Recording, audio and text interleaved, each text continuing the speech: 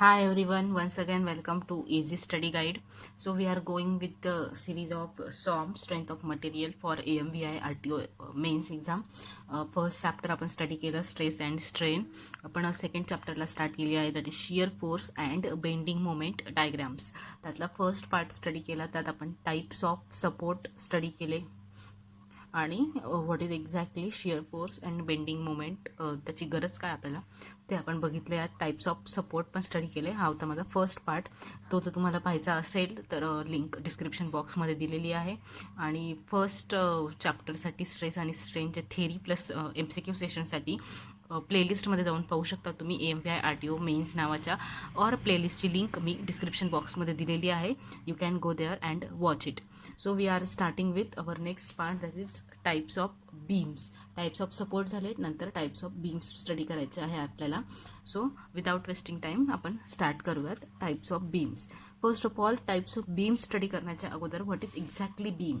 मी last लेक्चरला पण सांगितलं आहे, परत एकदा सांगते. बीम म्हणजे काय असतं तर बीम हा एक काय असतो, हॉरिझॉन्टल मेंबर असतो. हॉरिझॉन्टल मेंबर असल्यामुळे काय असतं, त्याच्यावर ट्रान्सवर्स लोड्स अप्लाय होत राहतात. ट्रान्सवर्स म्हणजे काय, perpendicular to horizontal or longitudinal axis. ही झाली त्याची लॉन्जिट्युडिनल ॲक्सिस, ही झाली त्याची लॅटरल ऑर ट्रान्सवर्स ॲक्सिस. मग हा जो हॉरिझॉन्टल मेंबर आहे, हॉरिझॉन्टल ॲक्सिसला परपेंडिक्युलर असणारे ट्रान्सवर्स लोड त्याच्यावर अप्लाय होत असतात, त्याला म्हणतो आपण बीम. हा झाला बीम.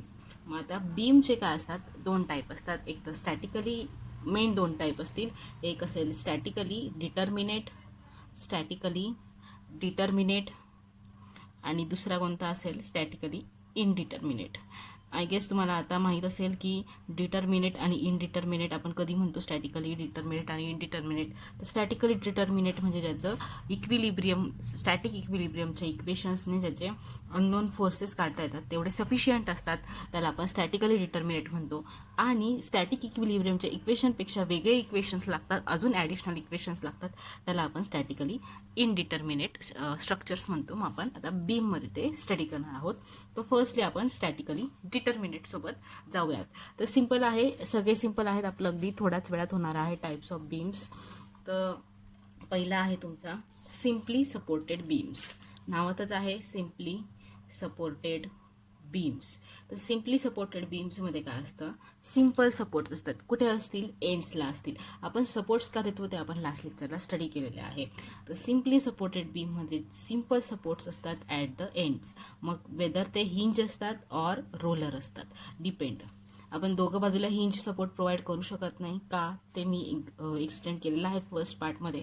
मग एक तर दोघं बाजूला रोलर असेल किंवा हिंज ऑर रोलर असेल, किंवा इथे ऑर नाईफ एज सपोर्ट असेल. हे झाले तुमचे सिम्पल सपोर्ट्स ॲट एंड्स. अजून एक गोष्ट याच्यात आहे की हे तुमचे सिम्पल सपोर्ट असल्यामुळे हे फक्त परपेंडिक्युलर व्हर्टिकल लोड्सला सपोर्ट करतात. व्हर्टिकल लोड्स याच्यात ॲक्ट होतात. इन्क्लाइन लोड झालं की तो इक्विलिब्रियममध्ये नसतो. इक्विलिब्रियममध्ये आणण्यासाठी आपल्याला अजून एक ॲडिशनल लोड त्यासाठी अप्लाय करावा लागेल, म्हणून फक्त व्हर्टिकल लोड्स यात अप्लाय होत असतात. इन्क्लाइन लोड्सला हा जो सिम्पली सपोर्टेड बीम आहे तो इक्विलिब्रियममध्ये राहत नाही. दिस इज सिम्पली सपोर्टेड बीम. दोघं बाजूला at the ends simple supports असतात आणि have only vertical loads acting on them. Only vertical loads acting on them. हा होता सिम्पली सपोर्टेड बीम्स. मग याचे अननोन इक्वेशन्स कसे फाइंड आउट करणार आहेत आपण. इथं काय आपलं हिंज सपोर्टचे रिॲक्शन्स किती होत्या, 2 होत्या. रोलर सपोर्टची रिॲक्शन 1 होती. व्हर्टिकल लोड ॲक्ट होतोय, मग समेशन ऑफ Fy = 0 करून आपण अननोन रिॲक्शन फाइंड आउट करू. आणि summation of moment at the =0 याच्याने आपण अननोन रिॲक्शन्स फाइंड आउट करू शकतो. हे होतं simply supported beam. Then next is overhang beams. Overhang beams म्हणजे काय असतं, if the beam extends beyond the supports. म्हणजे सपोज मी इथे एक सपोर्ट लावला, इकडे एक सपोर्ट लावला, ह्या दोन सपोर्टला सोडून बीम काय झालाय, पुढे एक्सटेंड झालाय एका साईडला किंवा दोघं साईडला. म्हणजे हा एका साईडला एक्सटेंड झाला आहे, हा दोघं साईडला पण एक्सटेंड होऊ शकतो, like this. If the beam extends beyond the supports on one or both sides then it is known as overhang beams. याला ओव्हरहँग बीम्स म्हणतात. मग हे सपोर्ट्स हिंज सपोर्ट आणि रोलर सपोर्टने सपोर्ट केलेले असतात. त्याला 3 अननोन रिॲक्शन्स असतात आणि स्टॅटिक इक्विलिब्रियमच्या 3 इक्वेशन्सनुसार ते आपण सॉल्व्ह करू शकतो. 3 अननोन रिॲक्शन्स कोणत्या येतील? हिंजच्या 2 आणि याची 1, हिंजच्या 2 आणि याची 1. अशा प्रकारे आपण ते 3 स्टॅटिक इक्विलिब्रियमच्या इक्वेशन्सनुसार आपण सॉल्व्ह करू शकतो. जेवढे अननोन्स तेवढे रिॲक्शन्स असतात हे आपल्याला रूल माहिती आहे. So next is our cantilever beam. हा आता सगळ्यांना माहीतच असेल. Still I have to explain it. Cantilever beam म्हणजे काय असतो? Beams with one end fixed. Beams with one end fixed or built in. म्हणजे काय? जर सपोज ही वॉल असेल तर यात आपण एक असा बिल्ट केलेला आहे हा बीम. एका साईडला त्याला फिक्स केलेला आहे आणि अदर इज फ्री, तर त्याला काय म्हणतात? कॅन्टिलिव्हर बीम म्हणतात. मग यावर असे लोड्स ॲक्ट होऊ शकतात. हा तुमचा आहे कॅन्टिलिव्हर बीम. हा मोस्टली स्ट्रक्चर्समध्ये यूज होतो. एका साईडने तो फिक्स्ड असतो, एका साईडने फ्री असतो.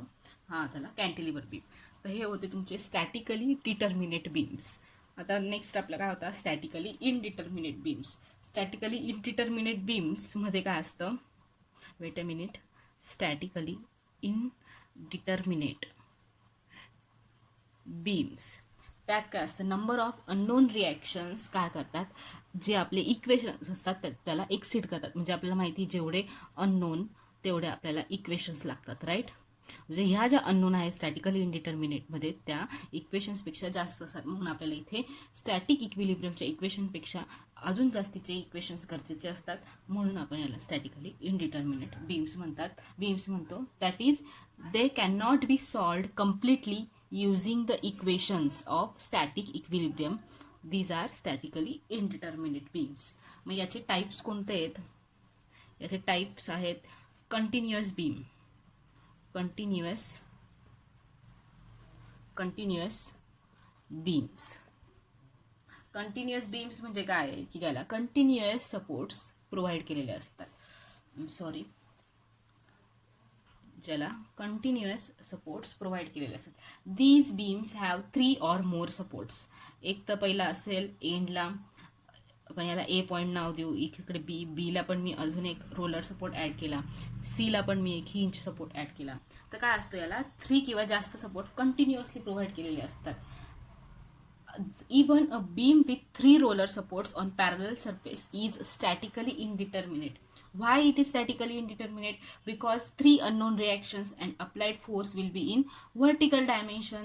आणि त्याच्यासाठी आपल्याला 2च इक्वेशन्स अवेलेबल आहे. म्हणजे काय? हे बघा, सपोज हे माझे 3 रोलर सपोर्ट आहे. इथे पण रोलर सपोर्ट दिलेला आहे आणि सपोज व्हर्टिकल लोड ॲक्ट होत आहे. सपोज एकच व्हर्टिकल लोड घेऊयात आपण. याचे रिॲक्शन कशी येईल? सगळ्यांची व्हर्टिकल डायरेक्शनमध्ये. तर व्हर्टिकल डायरेक्शनमध्ये काय? आपल्याला 3 अननोन रिॲक्शन आहेत. अबव व्हर्टिकल डायरेक्शनमध्ये, डाऊनवर्डवाली पण बिलो व्हर्टिकल डायरेक्शन आहे. तर इथे अननोन तुमचे स्टॅटिक इक्विलिब्रियमच्या समेशन ऑफ FY पेक्षा जास्त आहेत. अननोन 1, 2, 3 आहेत. इक्वेशन एकच मिळतंय तुम्हाला. तर हे काय असेल? स्टॅटिकली इनडिटर्मिनेट स्ट्रक्चर असेल. म्हणजे काय? Even a beam with 3 roller supports on a parallel surface is statically indeterminate. Why? Because as 3 unknown reactions and applied force will be in vertical dimensions for which there will be only 2 equations available. दुसरं equation कोणतं असेल? तुमचं summation of moment is equals to 0. 2 equation, 3 unknown, statically indeterminate. So जर एक्झाममध्ये विचारलं तुम्हाला, एक tricky question म्हणून विचारलं की the beam is supported with 3 roller supports and loaded with vertical load in downward direction. The beam is statically in, option A statically indeterminate, option B statically determinate, option C none of the above, option D both A and B. तर तुमचं answer असेल option A statically indeterminate. So लक्षात ठेवा, हे important आहे. Then next is fixed beam. Fixed beam म्हणजे काय? जसा कॅन्टिलिव्हर काय होता तुमचा? कॅन्टिलिव्हर एका बाजूला फिक्स्ड होता. फिक्स्ड बीम काय असेल? दोघं बाजूला फिक्स्ड असेल. These beams are fixed at both ends. मग यातलं तुमच्या सपोज इकडे लोड P1 आणि लोड P2 होतोय. तर याची FPD काय येईल? याची रिॲक्शन काय येईल? RY1 आणि 2 नाव देऊ आपण. इकडे काय असेल RX1 फिक्सचे 3 रिॲक्शन्स येतात. इकडे काय असेल मोमेंट ऑफ 1. या बाजूला काय असेल RY2 reaction RX2 moment M2 आणि P1 P2. बघा आता तुम्हीच अननोन किती आहेत 1 2 3 4 हे व्हर्टिकल्स आहेत आणि आपल्याकडे इक्वेशन्स किती आहेत 2 इक्वेशन्स आहेत. 3 इक्वेशन्स आहेत. आपण याच्याने घेतलं तर रिॲक्शन्स अननोन रिॲक्शन्स 4 आहेत, इक्वेशन्स आहेत 3. Unknowns are greater than number of equation, hence statically indeterminate beam. Fixed beam is statically indeterminate beam. The next one is propped cantilever. Propped cantilever. Propped cantilever beam. Propped cantilever म्हणजे काय असतं? These are cantilever beams. Cantilever beams कसे होते आपले? Fixed at one end and other is free. तर propped मध्ये other एंडला तुमचा सपोर्ट अटॅच असतो. Whether it can be roller or hinge support depend. मग याची FBD काय येईल? इकडे RX, इकडे RY, मोमेंट असेल याची M आणि याची काय असेल R असेल रिॲक्शन. तर अननोन जास्त आहेत तुमचे, तर हा आहे स्टॅटिकली इनडिटर्मिनेट बीम. प्रॉप्ट कॅन्टिलिव्हरमध्ये तुमचा जो फ्री एंड असतो तो सपोर्ट केलेला असतो, तो असेल तुमचा प्रॉप्ट कॅन्टिलिव्हर बीम. आणि लास्टवाला आहे कंटिन्युअस बीम. Compound beam. आपण कंटिन्युअस बीम पाहिला. कंपाऊंड बीममध्ये काय असतं? When 2 or more beams are loaded compoundingly. म्हणजे काय असेल? हा माझा फर्स्ट बीम आहे. Suppose this is point A, this is point B, vertically loaded by P1. इकडे काय केलं आहे मी? सपोर्ट दिला आहे आणि हा असेल माझा दुसरा बीम लोडेड. इकडे मी रोलर दिला C पॉइंट, इकडे मी हिंज सपोर्ट दिला D पॉइंट आणि हा इकडे लोड झालेला आहे P2. कंपाऊंड बीम म्हणजे काय? आता तुमचं लक्षात आलं असेल तुम्हाला. इकडे काय आहे? अटॅच केलेले आहेत ते. Wien 2 or more beams are connected to each other by internal roller or hinge support, then they are known as compound beams. याच्यापेक्षा मी अजून एक इथे जास्तीचा घेऊ शकते. इथे मी रोलर देऊन अजून एक जास्तीचा घेऊ शकते. 2 or more beams are connected to each other by internal roller, किंवा इथे मी हिंज पण घेऊ शकते.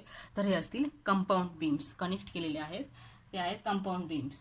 ते याचे जे इंटरनल सपोर्टचे जे रिॲक्शन असतात ते इक्वल इन मॅग्नेट्यूड असतात. हे जे असतील इंटरनल रिॲक्शनचे सपोर्ट ते काय असतील? Equal in magnitude and opposite in direction for the 2 beams. म्हणजे काय असेल तो? याची FBD मी तुम्हाला काढून दाखवते. इक्वल इन मॅग्नेट्यूड असेल तो.